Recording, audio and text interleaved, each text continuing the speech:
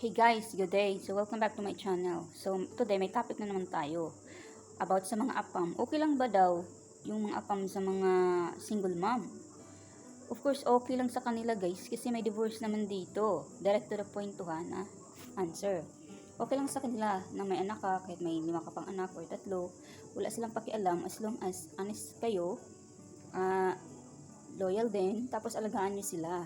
And then, of course, dapat maging genuine kayo pag mag-ano kayo ng apam, mag-asawa or mag-boyfriend. Tapos, hindi yun naka-base kung magkano yung anak mo, ilan ang anak mo, kasi meron din silang anak. So, kumbaga, fair lang.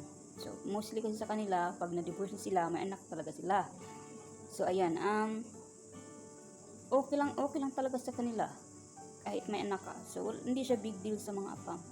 And, dito naman, ang mga apam din, kahit sa puti, okay lang din sa kanila kahit may anak. So, okay lang din sa kanila kung iba yung mapangasawa na ibang lahi. So, okay lang din na may mga anak. Kasi, yung iba, mag-close na rin sa mga anak, di ba? Tapos, yung iba din, na masayahan sila pag may anak na kasi may makatutulong sa kanila, let's say, tutulong sa gawaing bahay, or etc. So, ayun guys, ang aking masasabi sa tanong na yan, okay lang talaga, walang big deal as long as you're genuine, honest, loyal, at tapos alagaan sila. Alright guys?